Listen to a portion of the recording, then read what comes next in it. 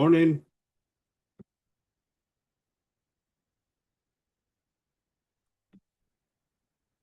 Good morning, brother. How are you? Fine. How are you? Great, thank you. I've been looking for the quizzes on Hebrew 2, and I don't see anything on the under resources. So I don't know if you know anything about it. I don't. We'll have to ask Dave. I asked him last time, he said he was going to upload them, but I don't see them yet. So I'll ask him later. I'll send him a new message. He's really busy all the time, so I know. It's all right. yeah, Spring. I'm sure he'll get around to it. Yeah. What's new? Nothing. Yesterday I was trying to get into the class, but I really thought, I was looking at my time here. I said, nah, I still have time. So we went to Mexico, my wife and I, because she wanted me to accompany her. I said, yeah, we still have time. No, it was already started because it's 6, the Eastern times, which is 5 my time. So I said I was a little bit late, man. Okay. That's all right. But it Good was morning, good. everybody. Hello, good day. Good day, this is David, Hello, hello, Boker Tov. Boker Tov. Hello. Yes. Good stuff. Welcome. It's Evening, buenos it's Tov to días. see you. I get the Samara. So, It's Tov to see you.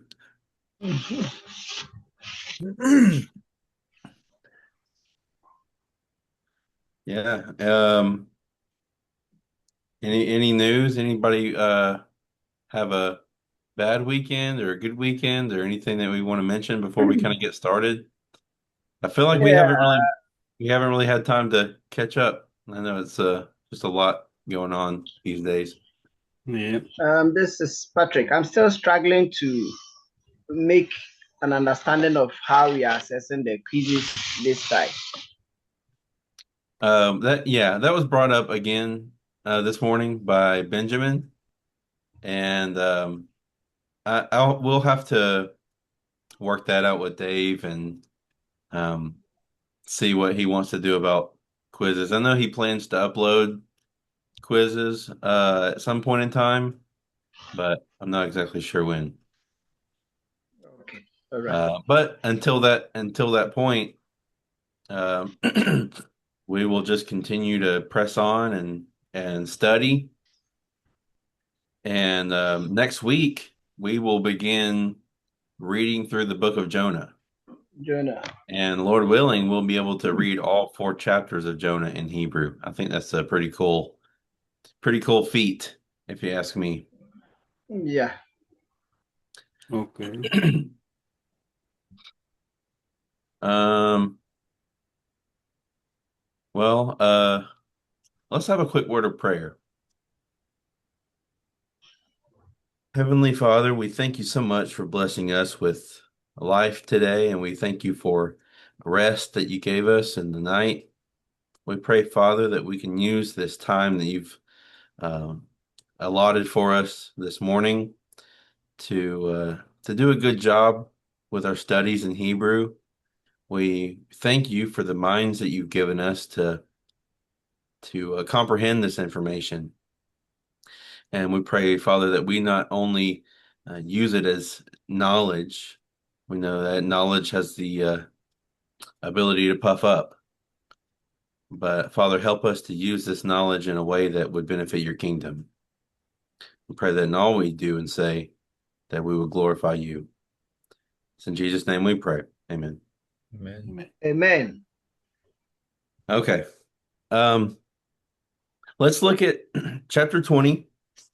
This is what you guys should have covered Tuesday. I didn't watch the recording, but can somebody confirm that for me? Did you study the call infinitive construct? Does that ring a bell? Yes, Yes. sir. Okay. So tell me what you remember about this chapter, about the call infinitive construct. Anybody can speak.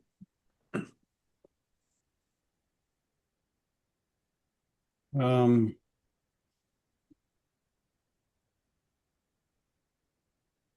I Ben? remember it was temporary.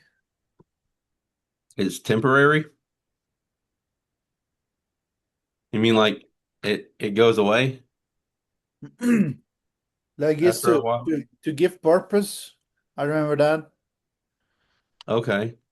It does have an array of meaning that it could possibly uh, an array of usages.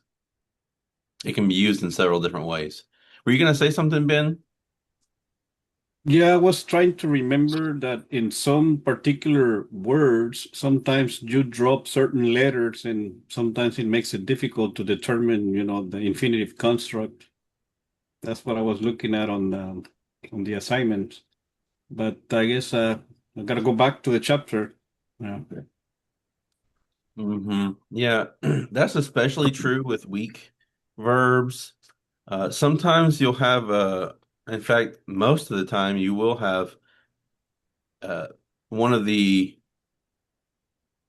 inseparable prefixes attached to an infinitive construct, and those are somebody tell me what they are. The inseparable prepositions. There's three. Lamed. The lamed, the bet, and the kaf. Yeah, great. Just for our purposes of kind of exercising our minds, what do those three prepositions, if we were just to kind of give them a general definitions, what would we say? For each one. Let's start with the lamed. Um, To or toward. Okay. To or yeah. toward. I'll take that. Anything else?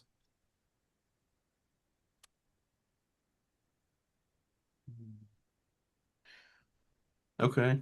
It could mean from. So, well, I can't think of an example really, but it could be from a place. It could be to a place. It kind of just you'll have to depend on context to let you know exactly what's going on. Also, there are several other things that it could be doing uh, on that word. In fact, I was going to read a little bit of Psalm 23, and in fact, I still might before we really kind of get all the way into this. But anyway, it has an example of just that. What about the bait preposition, the prefix? Bet means like hear, behold, something like that. Or Are you While thinking or of the when. word? in, In. in, Yeah, or it would like be more of a preposition of location. In, at, um, around. I mean, usually in is a good kind of starting point when you translate. And then from there you can say, well, in doesn't really work here. Maybe it's at, or maybe it's with, or one of those things. Um, the Greek has a very similar concept in the dative case. If you've ever studied Greek, the dative case that really functions a lot like the bait does. What about the cough preposition though? of.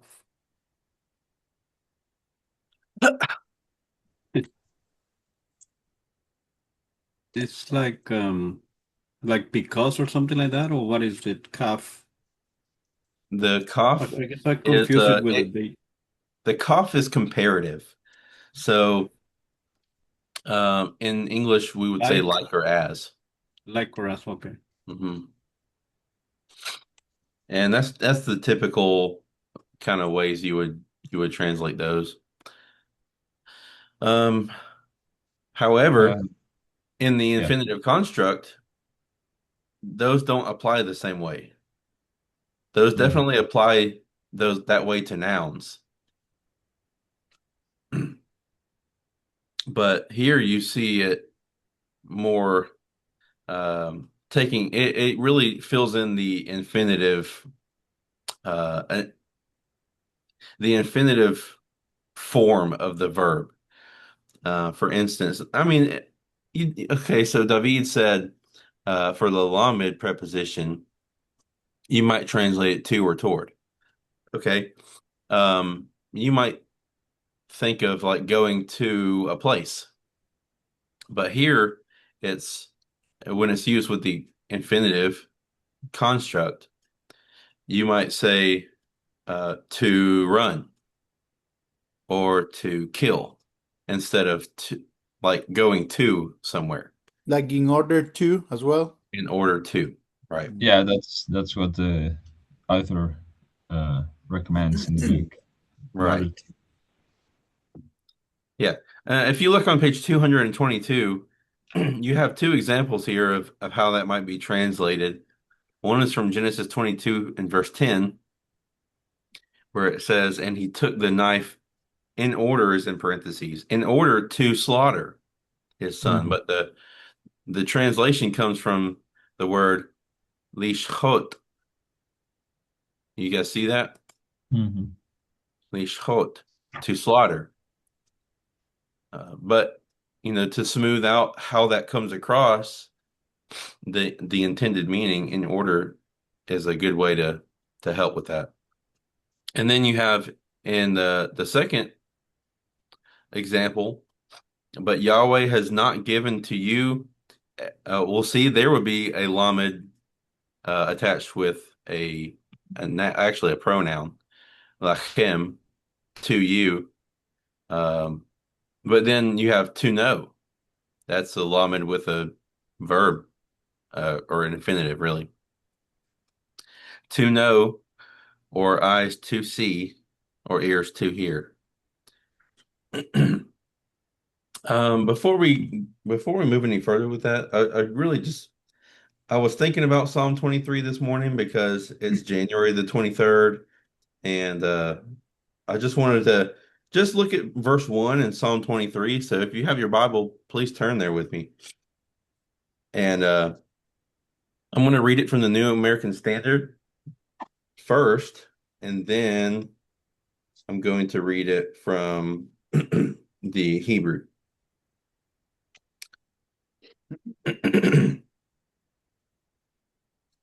I found out the Blue Letter Bible has a good uh Hebrew version. Oh, really? Yeah, it doesn't have the meaning, the translation there, Oh, but okay. it has all the vowel points and everything. Okay. I like that. Nice. Which one is that one, David? It's a Blue David? Letter Bible. Blue Letter Bible. Is that separate? You downloaded it just like that? Yeah, it's like an app. It's free. Okay. Blue Letter Bible. At least for Android, sometimes things are for pay for Apple. Yeah. Apple. This is with iPad. But yeah, and it Oh, with was the free. iPad. I don't know about Google. Let me go get my iPad. I'll be back. I'll just check.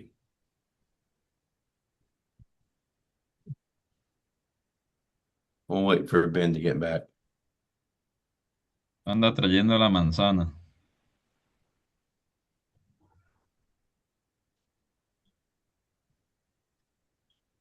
You got an apple? You said Psalm 23.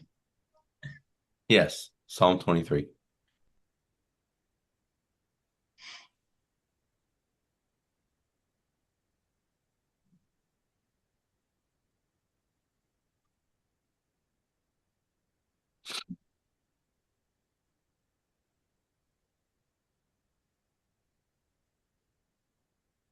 All right.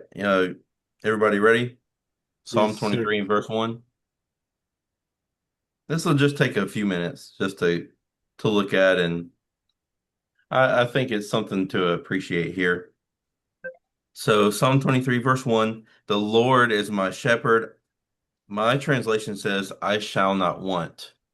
Does anybody say anything different than I shall not want? I know that there are other translations that translate it differently, but does your translation translate it differently? Well, I read the one in Spanish, so I don't have Okay. one in What is it? English. How would you translate it from Spanish? Well, in Spanish, this is Like, I will not lack anything. Okay. yeah, Yeah, that's a perfect transition into what I think the Hebrew is getting at there. So in Hebrew, verse 1, well, at least I'm reading from the Lexham Hebrew Bible on Logos. It says Mizmor le David. What does that sound like? Salmo de David. I mean, Psalm of David. Yeah, it's a Psalm of David. Yeah, it's right. Psalm of David. Now, here's what I was talking about. It's Mizmor le David. And what do you think that Lamed is doing there? Oh, Is it two? Mm-mm. Of I think I've seen this kind of phenomenon where the Lamed really just acts as a way to show possession. So I mean, you might say, I mean, a Psalm of David works, but this is David's psalm. It's his. It's that Lamed is really showing possession to him. Yeah, it's not to him, but of him, right? Yeah, his possession. Yeah, and the psalm isn't written to him. Right. Yahweh or Adonai, if you want to go with the traditional reading. But I like to use the letters there. Yahweh, Roi, Lo, Echsor, Echsar, excuse me. Lo Echsar. Uh, Yahweh, Roi.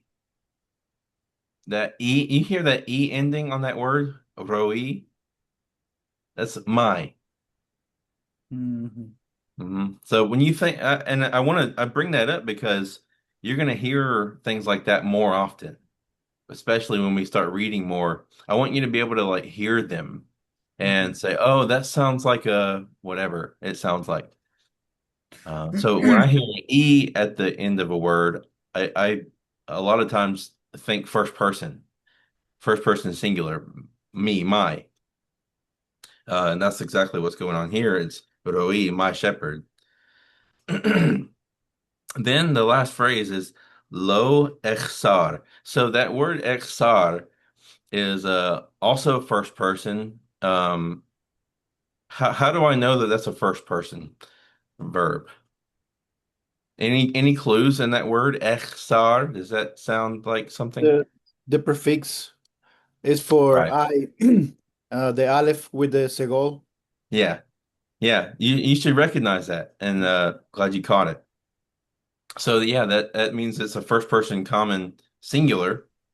Um, and so that would tell us that chet samech resh is the verbal root. So we could go look that up, in our lexicon, or we could just look it up if we have a nifty tool on the phone or computer. And it lines up more with I think what the Spanish translation gets at, which is to basically not have enough of something. It's to have too little. To and I think it probably has to do with having lacking the necessary things to survive. Mhm. Um, but the phrase is low XR. So it's not just uh, you know, oh, here. Okay, so XR would be I don't have enough to survive. I don't have enough to live. But Lo is negating that. low is negating it. Correct. And so, you could say, okay, well, I'm not I don't have, under the level of what I need to survive. I have just above where I'm surviving. But I think when you look at the context, it's not just that. I think it's really, like you said, it's negating it. I think it's really reversing it to It's saying like double negation, right? To I make it have. Well, positive. not exactly. Well, kind of, yeah. Although Hebrew does double negate, but it means it's like stronger. Mhm. Um, I think what it's getting at here is not just, oh, I barely have enough to survive, but I have everything that I need. And Yahweh Roi, my shepherd, the Lord, my shepherd. I thought that was I was kind of looking at that this morning and thought that that would be interesting to share and, take that and kind of let that be a taste of what you can, uncover and bring out from Hebrew from time to time. I wouldn't go overboard with it, but Yeah, definitely some gems in there. So I to say guess. shepherd is like dra with resh and ayin. Yeah, I think so. Let me double check on that. Yeah, it is. I Yeah. have it here. So it's a third hey weak verb. And that hey, that hey typically drops off. Mhm, mhm. Yeah, okay.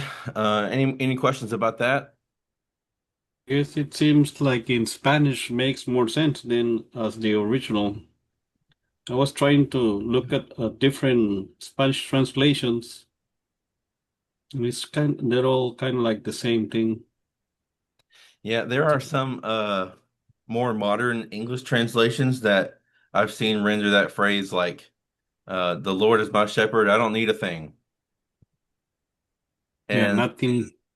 from a preaching standpoint, that would be good to say it that way, to really Yeah, I bring mean that point home. But I wouldn't necessarily recommend that for just regular reading from the pulpit kind of thing. Mhm. I yeah, definitely because like the more like literal style of Yeah. translating, and then explaining, because I think that's what you see. It's Nehemiah, somewhere in the book of Nehemiah. I can't remember the exact verse where it talks about um, they gave the sense, right? I can't remember where that's at, but that's the idea. We give the sense of what we're reading to the congregation, to the assembly. All right, let's get back to call infinitive construct. There are two call infinitive forms. We haven't got to the second one yet. Just like nouns have construct and absolute forms, so do call infinitives. But they don't function the exact same way, so try not to get them confused. The call infinitive construct has a little bit more clarity in how it functions. And you see here on page 222, 223, and 224, you have five different uh, general uses of the infinitive construct. When you get to the absolute, the infinitive absolute, it tells you that the with regard to its function, there's no precise English equivalent. So it's not that we don't understand what it's doing, it's just hard to capture in so many words in English. But here, I mean, you have several different things that it can mean, that it can be doing to the sentence or to, the verb.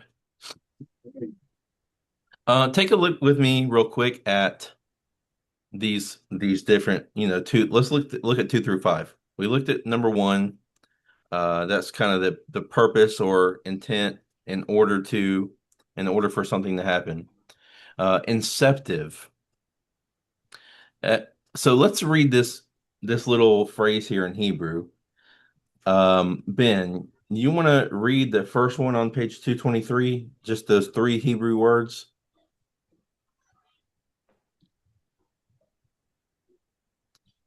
From Genesis 15:12.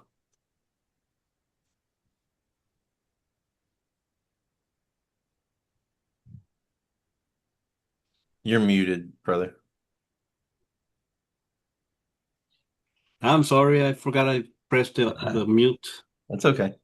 Vayahi, Hashamer, not Shamesh, La Lavo. Lavo. Okay, good. So if we were to kind of read that with a very literal mindset, we might say, and it came to pass by he, and it was. Hashemish is the sun. Lavo. Well, vo comes from the word bo, which means to go or to come. It kind of has that meaning of it's either coming or going somewhere. So let's read it like literal. The sun, and it was the sun to go.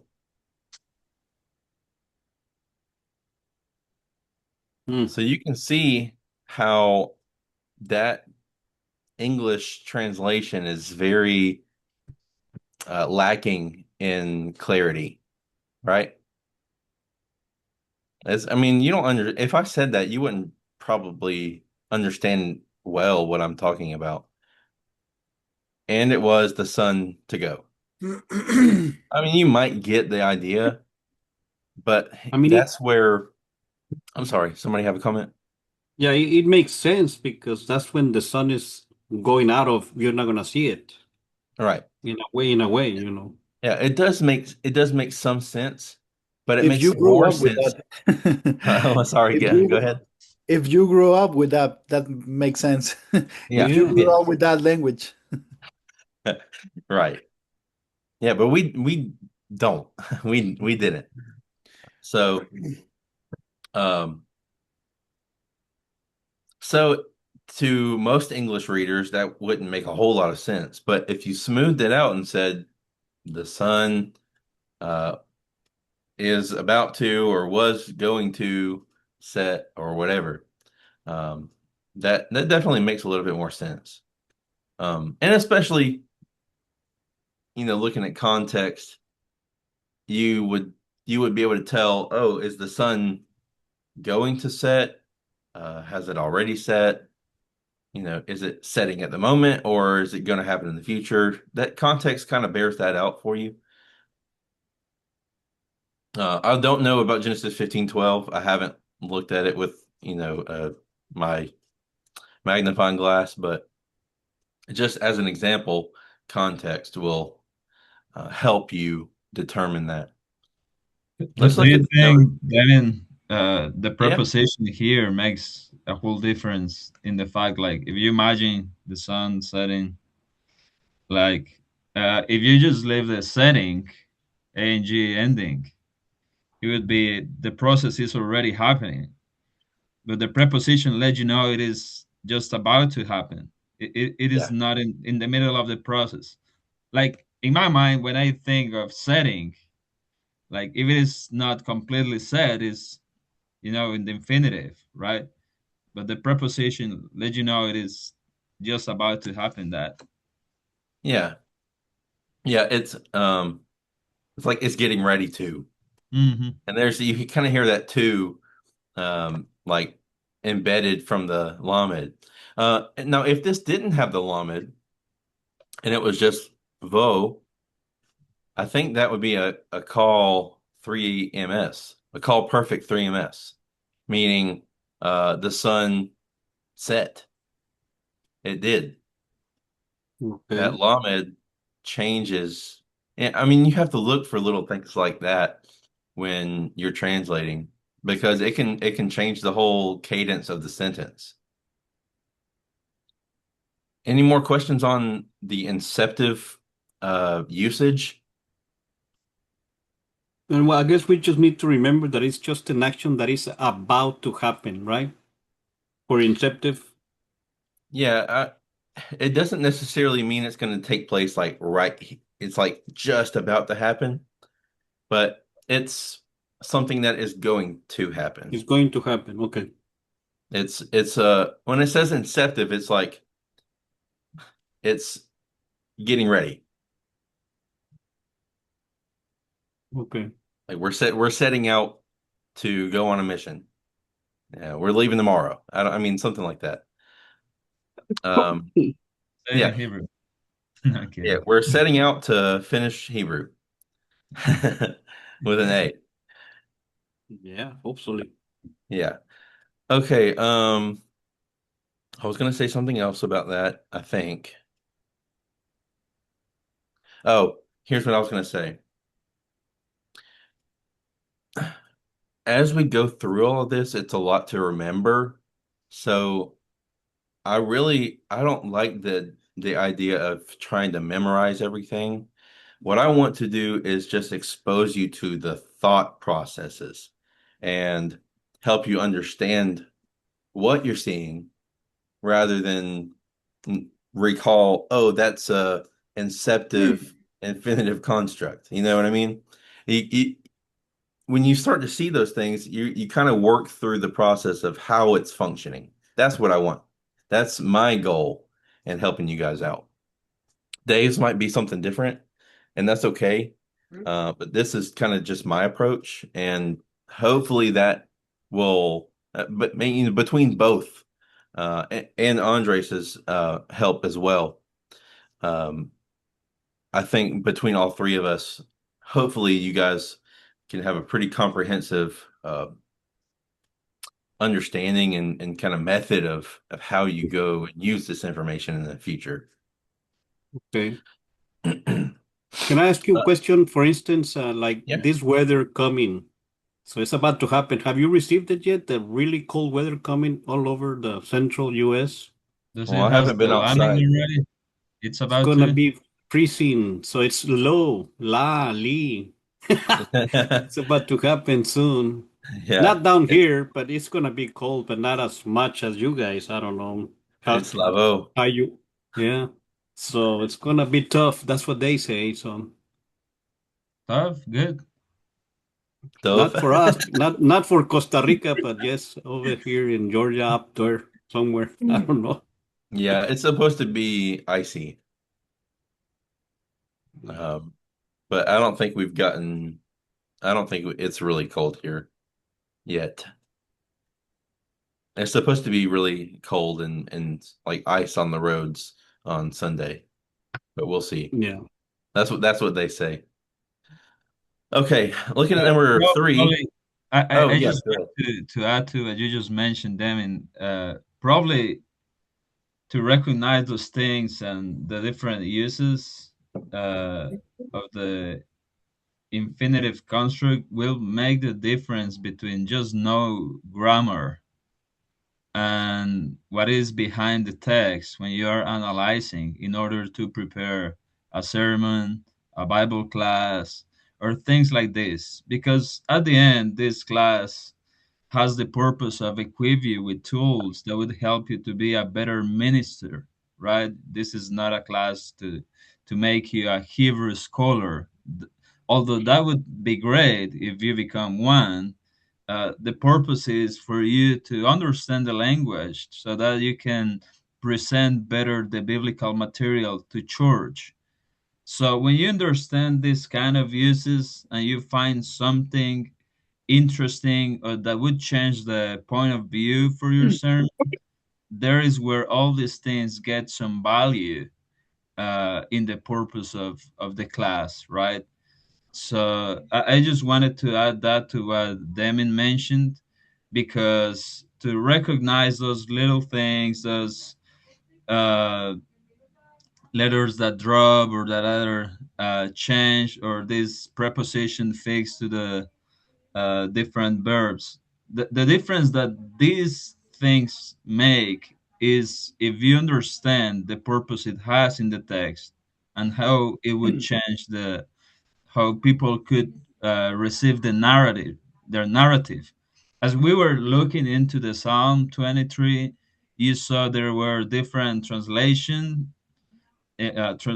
between Hebrew, Spanish, and English, And even when they point out to the same place, you can tell, oh, probably this is more accurate because of this. Ese because of this. Ah, ese no, that's Spanish. That because of this.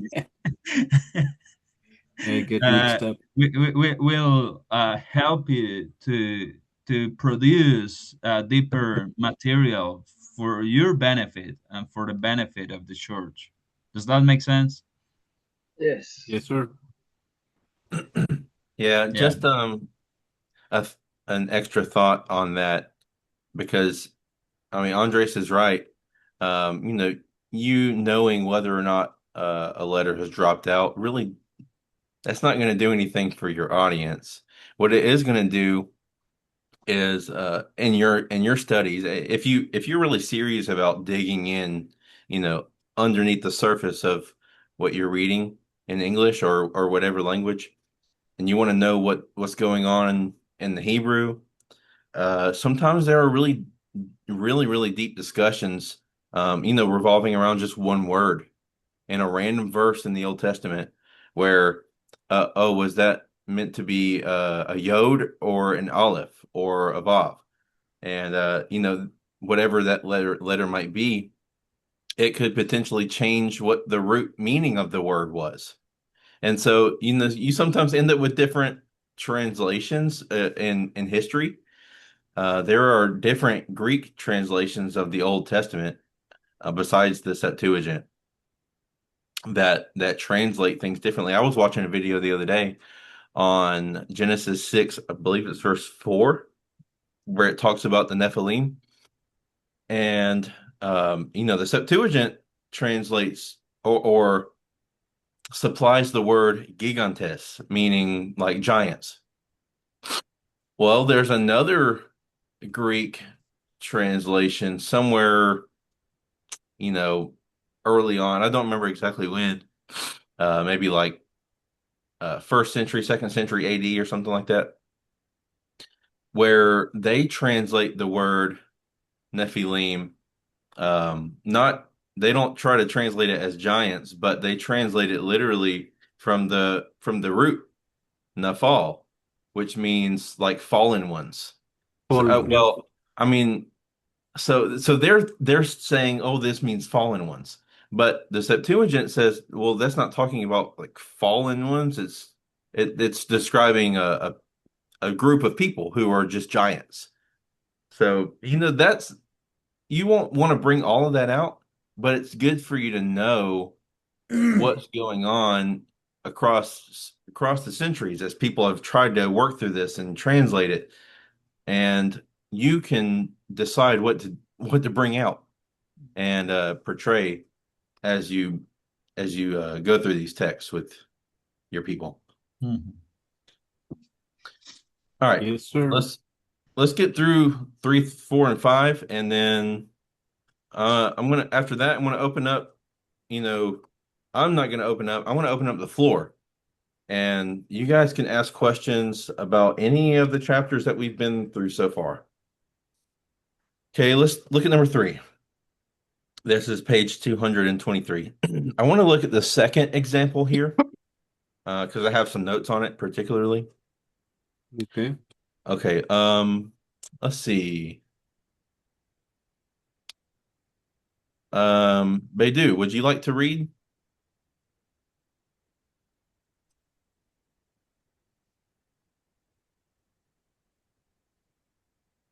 It's interesting how that one starts with good.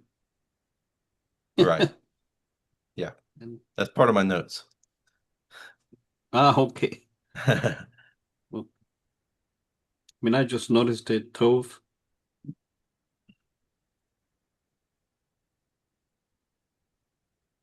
Do is silent. You are muted.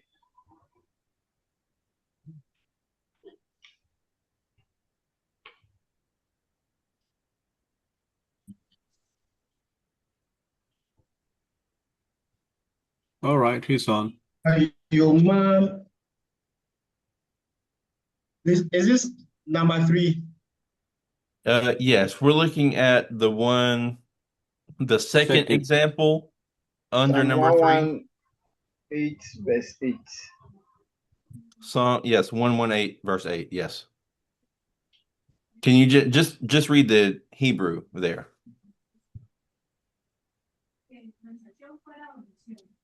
Wayoma Samuel The second example.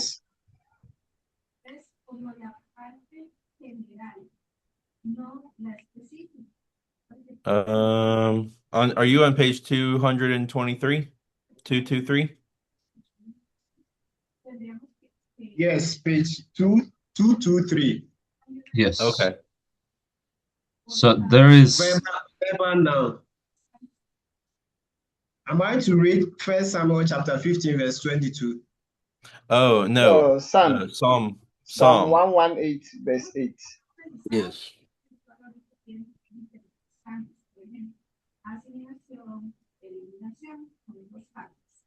it's right in the middle of the page. The second text after Samuel.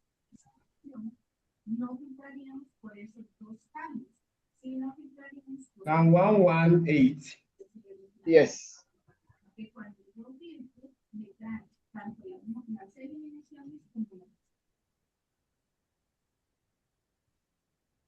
Tobi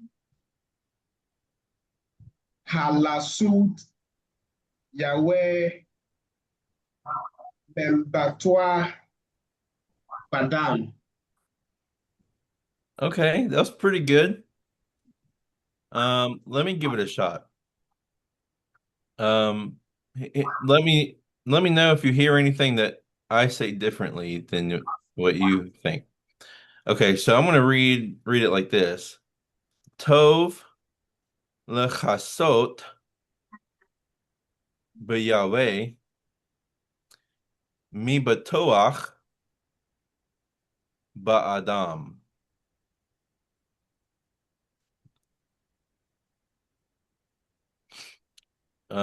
Any questions on that? Or why I said it a certain way? Or if not, we can definitely move forward. It's not a big deal. On ma ba to ach, you said toach. I figured you would say to ha. Ah, there you go. Good question. I So was that's about to called ask a that.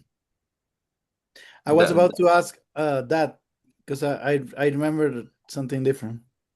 yeah.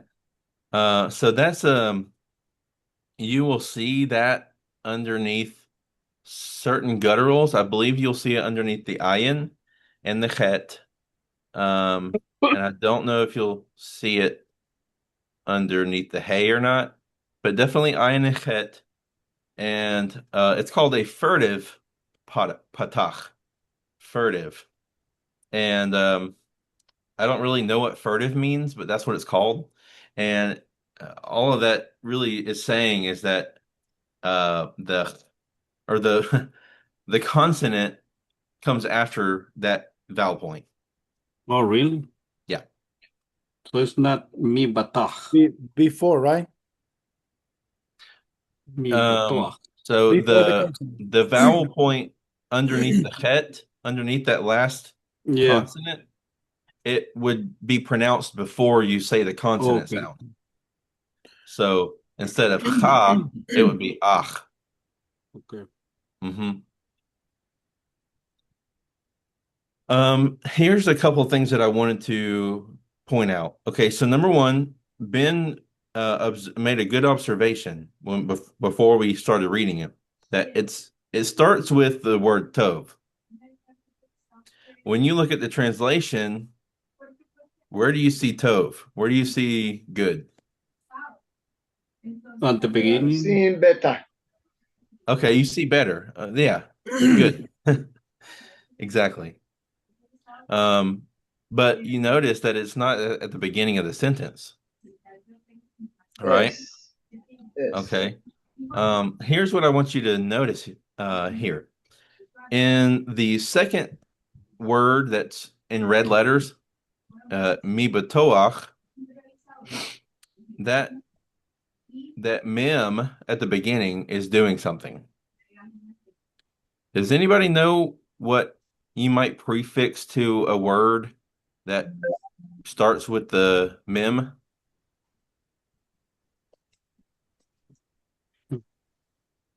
Say again. So when you see a mem on the prefixed to a word, it's not lamed, bait, or cough, but it does do something. What is it doing? For me, jumps like from. I remember that mean is from, Right. but here doesn't have the end, so Mm-hmm. I Is it remember it was compared? comparing. It was Yeah. comparing something.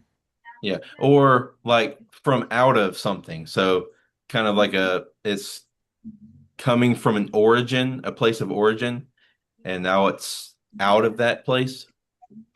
Um, Mm. like if you were coming, like the Israelites coming out of Egypt, Min Mitzrayim. Mm.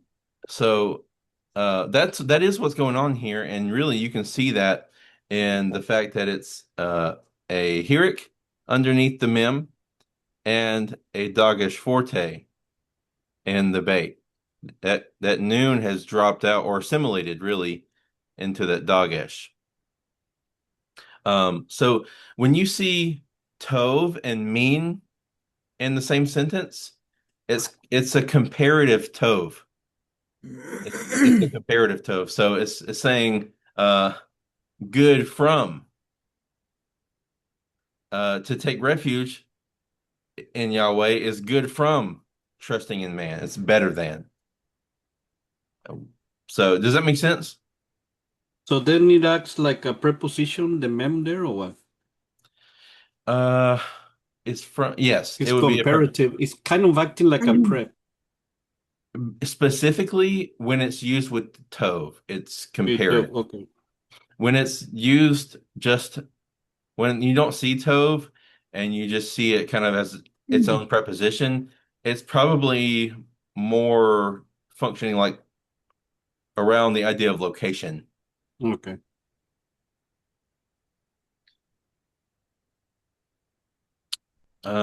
Complementary, number 4. This is okay. So the example is given, the people of Israel shall observe the Sabbath by doing the Sabbath.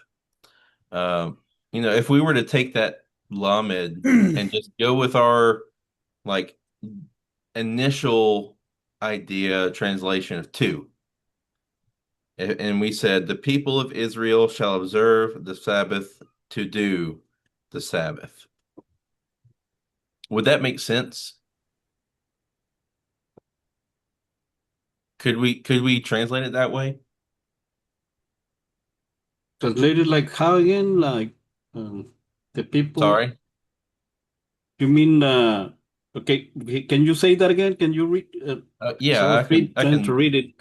I can repeat that. So looking at not verse 4, but number 4, the verse given, Exodus 31:16. Yes. It's the way the author translates it is the people of Israel shall observe the Sabbath by doing the Sabbath. Now, Yeah. instead of if we were, translating this and we said observe the Sabbath to do the Sabbath, and you have this lamed preposition which we would associate with the word to, Yes. and asot, if it comes from the word asa, which means to make or to do. So if we were to just say the people of Israel shall observe the Sabbath to do the Sabbath, would that make sense? To do the Sabbath, that I don't know. No, Maybe to observe the Sabbath, that would probably make it better. that's better. Yeah. Well, I mean, observe is a different word. It's Yeah, I know it's not to do. yeah. Uh, Well, uh, by doing that makes I don't know. I don't know. Let me see what it says in Spanish. Okay. so the idea here is that it's just giving explanation to um, it's infinitive construct, meaning it's not the main, it's probably not the main verb of the sentence. At least in this complementary form, it's going to explain something that's going on. It's going to give clarification or complement a preceding action or statement. So it's just giving extra information of how, or how something happens or how something is going to be carried out. Here it's explaining how they'll observe the Sabbath, and that is by doing the Sabbath. And in Spanish is celebrating. Oh, really? Yeah. Well, actually, they said guardarán, pues, el día de reposo, which, in other words, in Hebrew is repeated twice, Sabbath. Yeah. Guardarán is shamar. They will keep. Okay. Yes. And it's only once. So in here, we have it like twice. The word Sabbath? Yep. Yeah, it's twice in the Hebrew. Yeah, okay. Yeah, Spanish made it very simple. It's very Yeah. short in Spanish. Yeah, It's and I shorter. think celebrating really that you see that idea quite often. I think when we think about the Sabbath and things that they did, we probably think about it in a very like everybody don't be still and don't move. But no, their Sabbaths and their feast days were festivals and celebrations. And I think we kind of have lost that um, to time. We've lost that to church tradition, kind of uh, doling out the sense of certain things. All right, number 5, real quick, and then we'll take questions. Number 5 is the temporal use, or temporal, if you will, use of the infinitive construct. And it can be used with either of the 3 main inseparable prepositions. I say main because you have the main preposition from, but it can be used with lamed, bet, or kaf. And depending on which, it has a different meaning. So lamed, if it's used with the lamed, in its temporal function, it's going to be like, okay. No, okay, sorry, forgive me. I read this last night, kind of late, so um, getting things mixed up a little bit. So in its temporal use, it is going to be with either a bait or a cough. And when I think about this, I think it makes sense because I again, and this is why I did this with you guys earlier. What does lamed mean to you? What does bait mean to you? What does cough? What are those prepositions? And when you see them on the front of a word, what does that tell you? What it tells me is in or at with bait. So looking at this example down at the bottom of page 224, Genesis 35, verse 22, when Israel dwelt in that land, Shakon, Bishkon is the word. And so I guess Shakan is to dwell. And the bait is, in my mind, in or at or with. So I might try to work through that. If I were translating this on my own, I didn't have the book, I just had the Hebrew there, and I said, how can I make sense of this preposition with this verb? Well, first of all, I can see that it's an infinitive construct because of uh, well, maybe I'll ask a question there. What are my key indicators that this is an infinitive construct?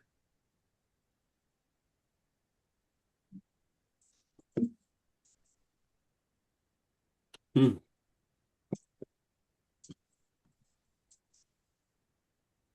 Yeah, because usually the bait bait is usually translated as in, like in the word previous to the last, aret, which is in the land.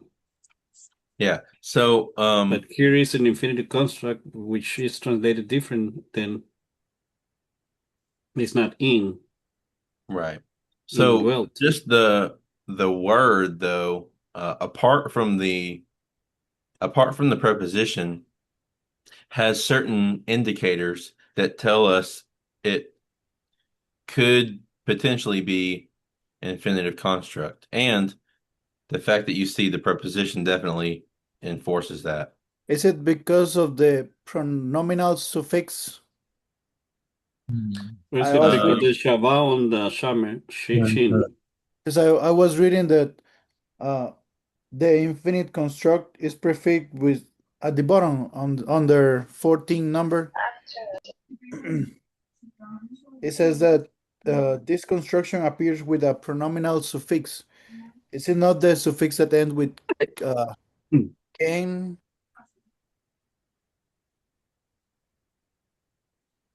Which one are you asking about?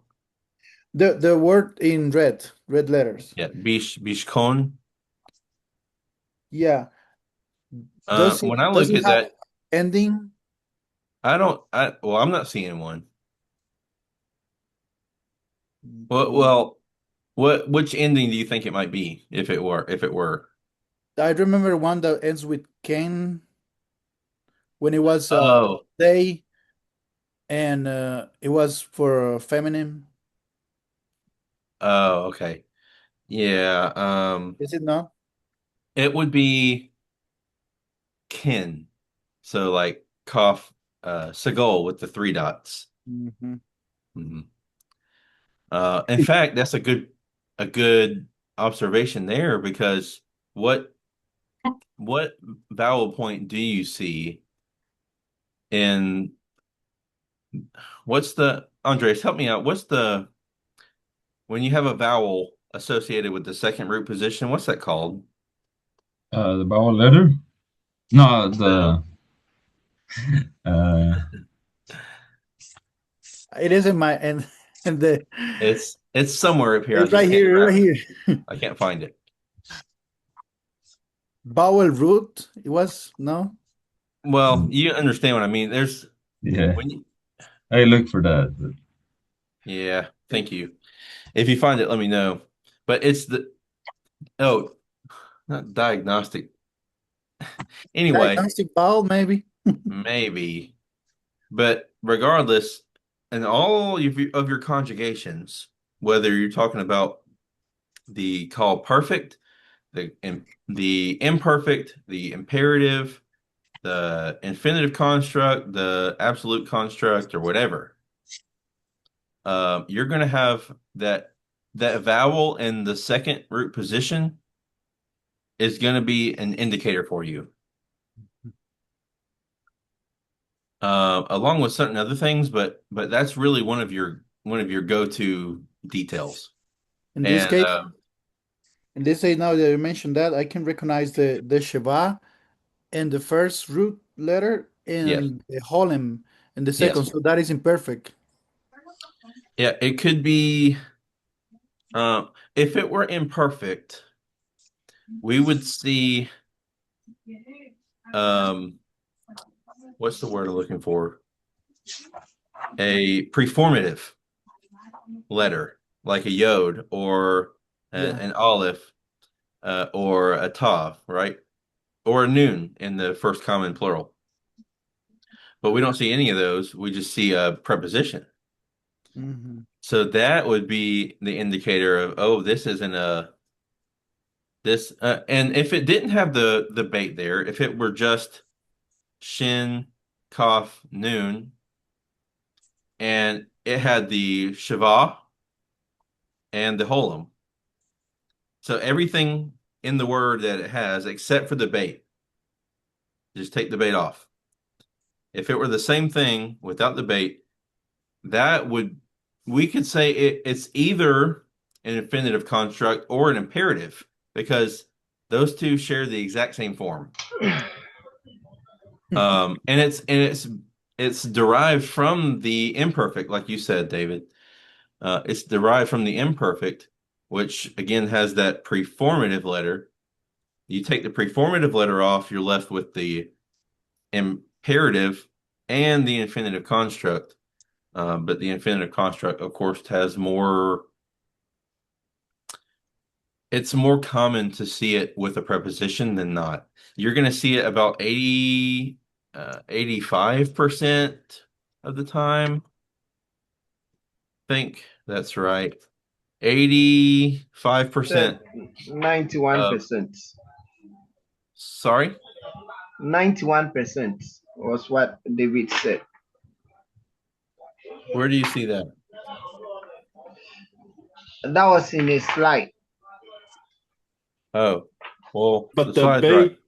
the bait I'm just on this going. page on the bottom it says 56%. You can read the bottom note on that page 224. 224. On the bottom, there's a note. The infinitive construct is prefixed with the preposition bait Yes, or kaf 968 times in the Hebrew Bible. that's 56%. 56%. Yeah. Okay, so look on page 216. At the very bottom of page 216. Mm-hmm. It says imperative verbs. Again, imperative, same form, katol. That Shiva Holam. Imperative verbs occur primarily in speech. This is how you can tell the difference. It's one of the ways you can tell the difference. Those imperative verbs occur primarily in speech, back and forth between people, and normally appear at the beginning of a clause in which they appear. There are about 6,600 infinitive construct verbs in the Hebrew Bible, and 85% of them appear with a prefixed preposition. So, while yes, 56% are with Beit or Kaf, that means 29% are with Lamed, and the other 15% of, the other 1,000 occurrences of the infinitive construct look just like the imperative. So in those 1,000 instances, you would have to depend on context to tell you, is this an imperative or is this an infinitive construct? Devin, do you think the word you were looking for is steam bowel? Yes, probably. Inbound. Bell. Yep, that sounds right. Thank you. It was hard to find. All right. I've done enough talking. I'm going to open it up for questions. So, whatever you have questions about this chapter or about anything that we've studied so far, I want to make sure that you have some time to ask those questions so that when we get in class next week, we can have a better confidence as we start reading Jonah. So, the floor is all yours. I just want to mention something. Because of Dave's instructions, it is important for you to do your homework and recognize those things where you are unconfident or you have questions, because the way how next classes will be, according to Dave's instructions, should be more like ask you if you have any questions on the unit we're studying to, and if you don't, or we would go through those things and immediately we would go to reading. He wants us to do a lot of reading. So it is very important for you when you do your homework to mark those things so that you don't miss it in the review. And when we go to the class, we can see those things. Other way, if we come to class and you are like, we don't have any doubts in the homework, we will just go straight to reading. And we don't want you to miss those things, because then you will have the quizzes or the test and you will be missing information of something you probably don't understand very well. So when you do your homework is the best time to mark your questions so that when you're in class you don't forget them. Yeah, good All good right. point. Thanks for saying that. All right, what questions do we have?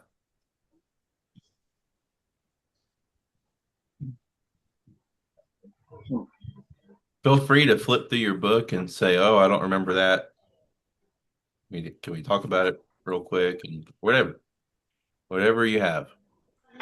So with the prepositions,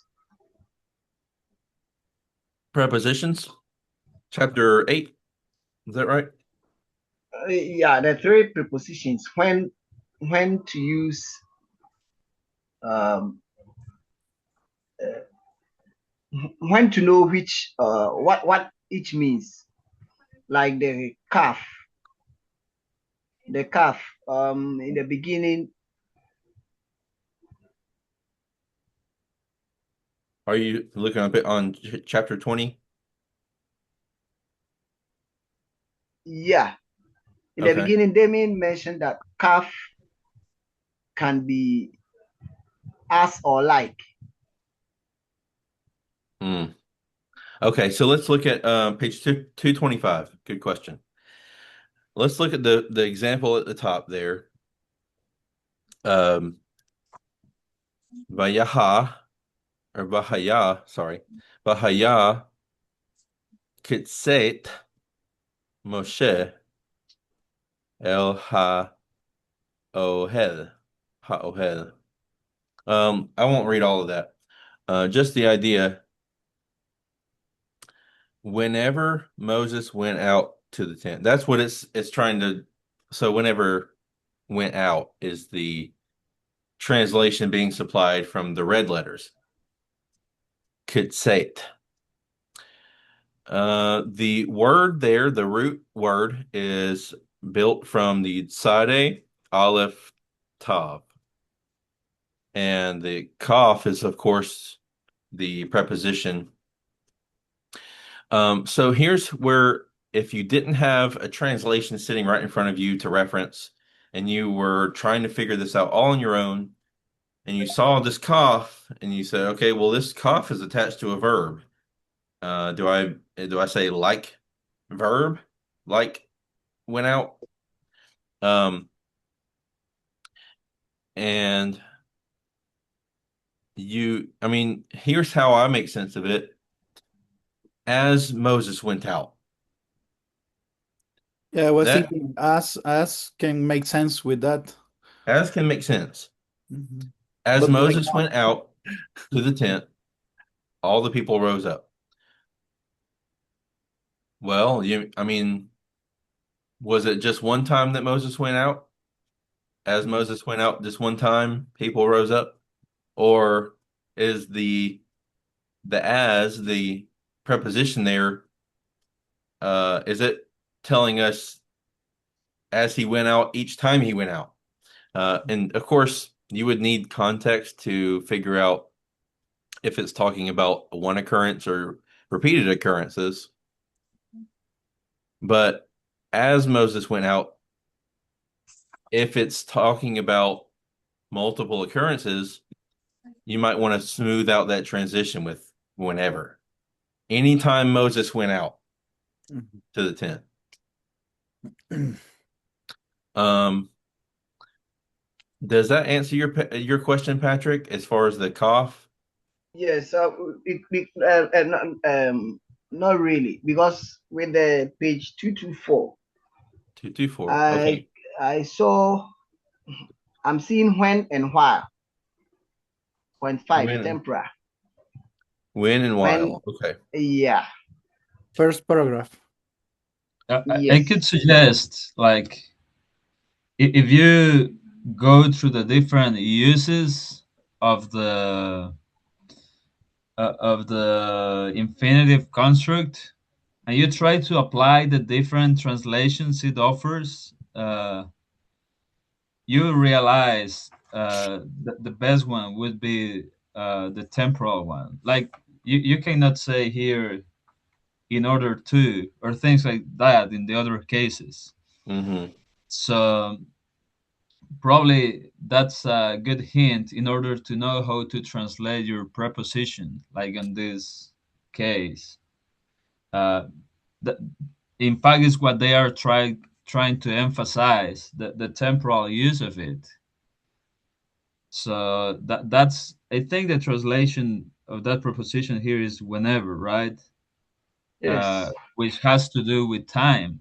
It's temporal use of it uh, together with the preposition. Does that make any sense? Yeah.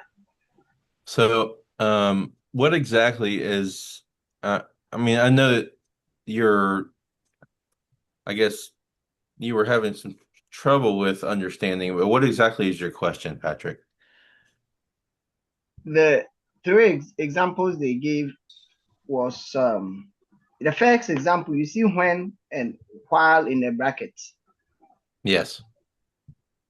Yeah, then the second one appears whenever. Okay. So you're struggling with why does it say whenever when the paragraph over on page 224 says when or while? Yeah. So does it mean it's the sentence that should determine which of them you are going to use? The context of the sentence or the paragraph? Yeah, it's I would I would say yes. So Okay. when remember that translation is a science, but it's also an art. So the art of translation always seeks to smooth out the science behind translation. So where the science would want to have a literal carry over from every word, the art says, well, that if you do that, you're going to lose some of the meaning. Um, so okay, so when or while, when Moses went out to the tent. Okay, so was it just one time when he went out? Or again, that's where you have to look at context and say, is it talking about like, did he go out a bunch of times to the tent? And if so, saying when he went out to the tent might suggest, or it might leave the possibility open to suggest that there was only one time.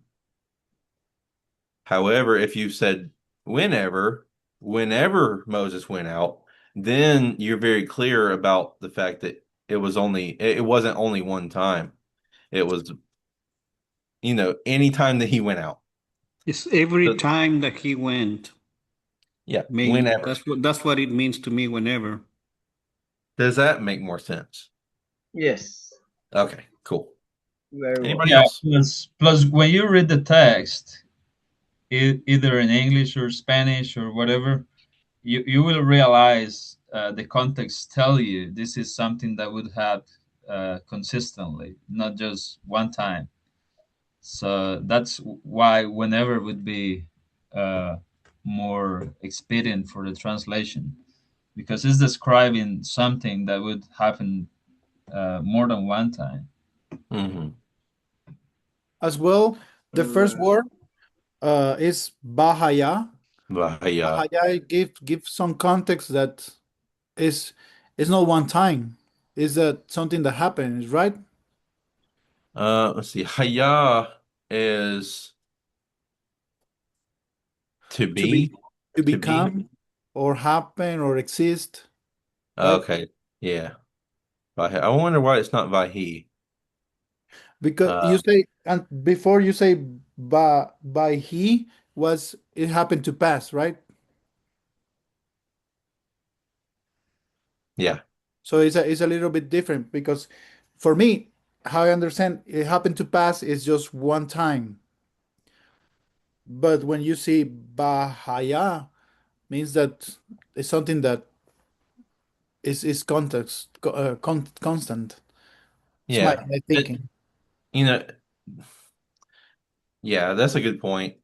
A lot of times they like translators won't even translate the word Vahi or Bahaya. But when they do, you definitely see that come to pass kind of thing. King James does that. Um, and I wonder, you kind of bring up a good point there. I'm seeing in Vahi, you have a Vav consecutive. which isn't what you see here. It's think about okay, look at the example at the bottom of page 224. There you see Vaihi. That's the Vav consecutive with the patach instead of the shava. Whereas here, well, and Vav consecutive used with an imperfect as well. Here on page 225, it's Vahaya. That's a regular Vav conjunction with a call perfect 3 ms Haya. So I think it kind of basically is saying the same thing, but maybe Vaihi is used in more like sequential narrative, and Vahaya is like you're saying maybe that it's kind of given more of an indication that it isn't just a one-time occurrence. That is something that was happening for a period of time. I don't know exactly, but just a theory there. Okay. The Spanish version translate the Haya Mm-hmm. or Bahaya translated as it is a word that says that something happened, but all the time. It's It's like what I see sucedía. here. What I see here when I read it is just a demonstration of reverence and respect to Moses every time. It's like when I remember when I was in school in Mexico. Every time that the teacher would come in, we would rise. And then we wouldn't sit down until he sat down, or he told us to. This is kind of like the same thing. Moses would come out to the tent, and everybody would rise. And then as soon as he went in, everybody then you doing their own business, right? I think that's what I see here. So, Yeah, and it's like this is how it was. yes, that's how it was back then. Yeah. Yeah, can someone please read verse 7 in Exodus 3, Exodus 33 33. 7? 33? 33 7.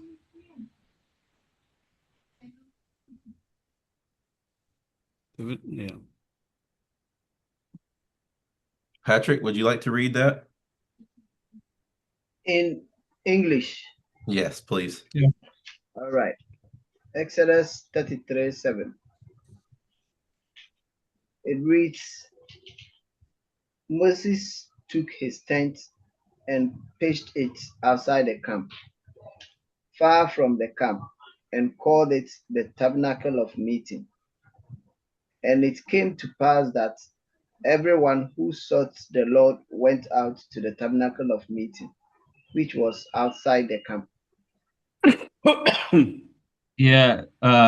Does anybody find something interesting in the Hebrew when it says went out?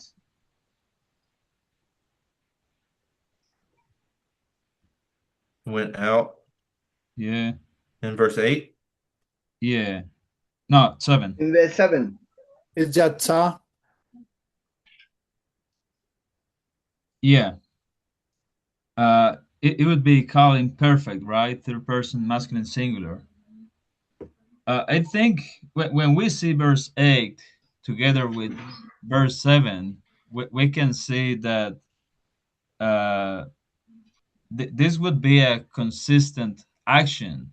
And that's what would lead the idea of verse 8, which we are analyzing in the translation of whenever.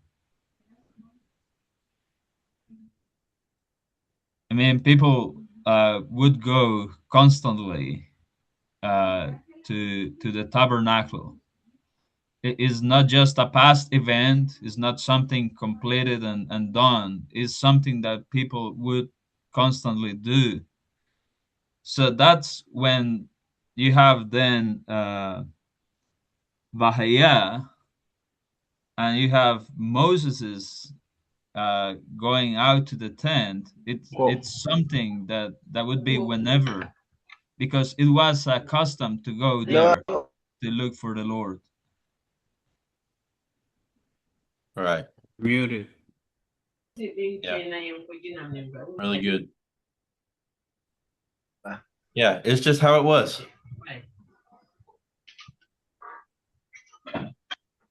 How it was in those days. This is what they did. It was at any point in time that they did those things. Not just once.